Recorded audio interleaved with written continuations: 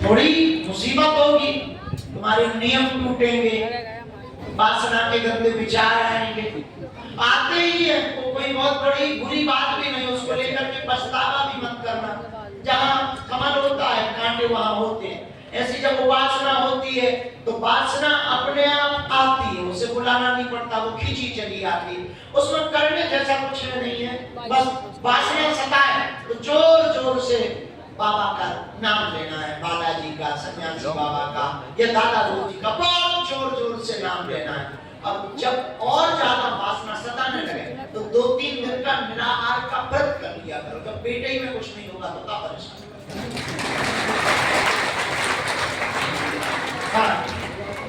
झंझट करना, फिर साधना में और मन लगेगा और ज्यादा। एक उपवास की जो पद्धति है, व्रत की जो पद्धति है, ये बहुत लॉजिक पे साधना है, कोई अनलॉजिक नहीं है इसके।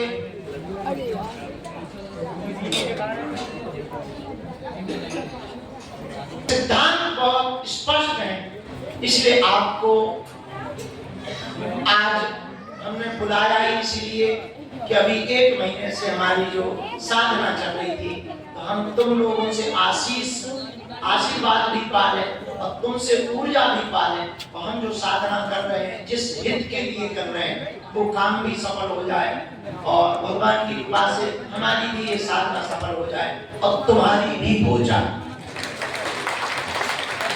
देखो, इस सफर में हम तुम गुरु चेला नहीं है, दोनों गुरु भाई, क्योंकि जिस गुरु के तुम चेला हो उसी के हम।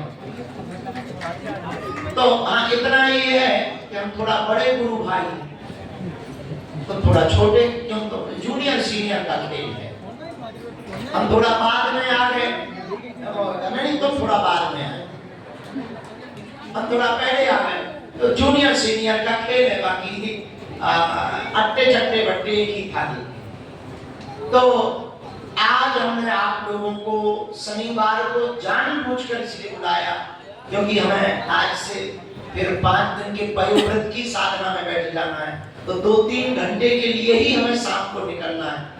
बाकी रात को 2-4-5 घंटे के लिए, जितने घंटे के लिए आज्ञा दे देंगे, बाकी फिर एकदम अंदर बैठ करके जब भी हमें करना है।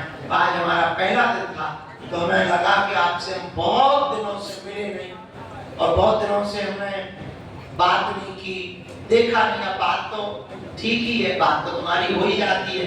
अंतर इतना है कि तुम्हारी बात हमें नहीं सुनाई देती, हमारी तुम्हें नहीं सुनाई देती, पर तुम्हारी हम तक आ जाती है, हमारी तुम तक पहुंच जाती है।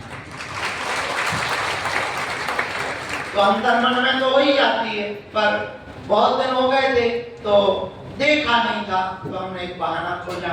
गुरुजी भी बहुत दिन से चिल्ला रहे थे कि तुमने दीक्षा वर दे दी, मंत्र दे दिया, कुछ जप रहे हैं 9,84,000। आओ आओ आओ।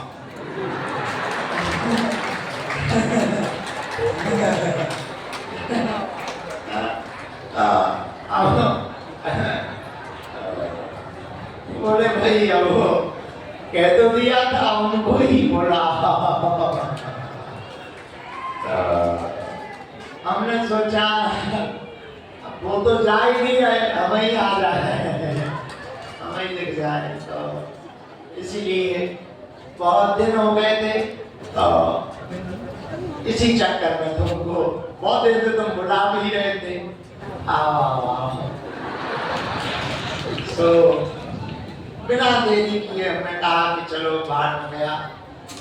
दरबार तो रोज लगाना है, अपने गुरु भाइयों से, गुरु बहनों से मिल लिया जाए, थोड़ा बात कर ली जाए और आशीर्वाद लिया भी जाए और दिया भी जाए, दोनों ही होते हैं। तो आज वो दिन संयोग जुड़ा और हम लोग पुनः एकत्रित हुए, उस परम शक्ति से जुड़ने के लिए उत्सुक हैं। आप बहुत भाग्यशाली हो कि आपको सन्यासी बाबा ने चुना है, और हम फिर आपको यही कहेंगे कि आप बहुत डूब जाओ, आप जल्दी से जल्दी उस कृपा को पा जाओ।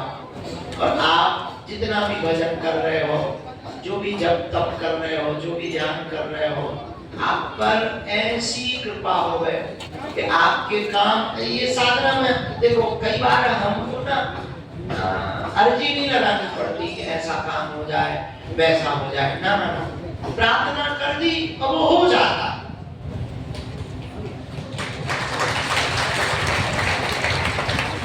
क्योंकि अब हम उनकी गोद में बैठ गए, अब हम उनकी छाया में बैठ गए। तो जैसे छोटे बच्चे को देखा होगा, जो बहुत छोटा बच्चा होता है, बहुत भीड़ हो तो छोटा बच्चा माँ का ध्यान नहीं रख पाता, माँ ही बच्चे का ध्यान करती है कि बच्चा का। वैसे ही साधक अपने गुरु के प्रति छोटा बच्चा बन जाए तो फिर बच्चे को ध्यान नहीं करना पड़ता, गुरु को ध्यान करना पड़ता है हमारा बच्चा कैसा, इसकी साधना कैसी है, इसके कोई काम ना रोके, हमारे बच्चे की बेइज्जती ना हो गए, काम सफल हो जाए। हाँ, बिना रोए माँ भी दूध नहीं मिला। जब तक बच्चा खेलता रहता है माँ भी काम धाम में मस्त रहती है, कभी पूड़ी बना रही है, कभी बर्तन साफ कर रही है, कभी झाड़ू लगा रही है। जब बच्चा भयंकर रोने लगे तो